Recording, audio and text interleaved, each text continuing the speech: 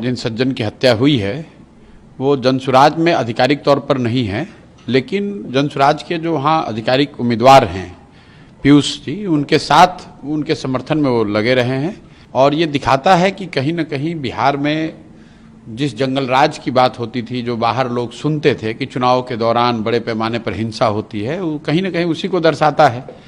चुनावी मतभेद होना, आरोप प्रत्यारोप लोकतंत्र का हिस्सा है, लेकिन किसी की हत्या हो जाना, वो आदमी सही है गलत है, उसने क्या किया नहीं किया, वो बहस का मुद्दा हो सकता है, लेकिन लोकतंत्र में हिंसा की जगह नहीं हो सकती। और किसी की हत्या हो जाना ये तो प्रशासन की और यहाँ पर जो लोग विधि व्यवस्था में लगे हुए हैं उनकी जिम्मेवारी है, और ये सीधा सीधा उनका फेलियर है। मोकामा के लोगों से क्या अपील करेंगे, क्योंकि दोनों गठबंधन के जो प्रत्याशी हैं वो बाहुबली छवि के कहलाते हैं? मोकामा के लोगों से ही नहीं, पूरे बिहार के लोगों से ये इस घटना का हवाला देते हुए ये कहेंगे कि मैं जो जनसुराज हमेशा कहता है कि गलत के साथ रहिएगा तो गलत ही होगा।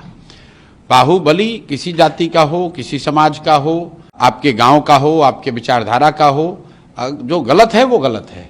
और मोकामा में ये दिख रहा है कि अगर दो बाहुबली लड़ रहे हैं, उसमें जनसुराज का एक पढ़ा लिखा यंग लड़का चुनाव लड़ रहा है, तो कितनी घबराहट है। मैंने एक पहले भी बयान में कहा था कि जो बाहुबली हैं वो बाहुबलियों से लड़ने में नहीं डरते हैं, वो अच्छे लोगों से लड़ने में डरते हैं।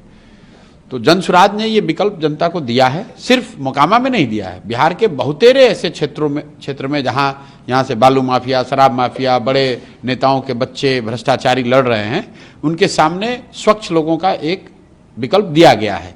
अब बिहार की जनता पर है कि वो स्वच्छ लोगों को चुनती है या फिर वही पुराने भ्रष्टाचारियों को, बाहुबलियों को चुनती है। स्कूल का बस्ता छाप पर बटन दबाएं, जनसुराज को विजयी बनाएं।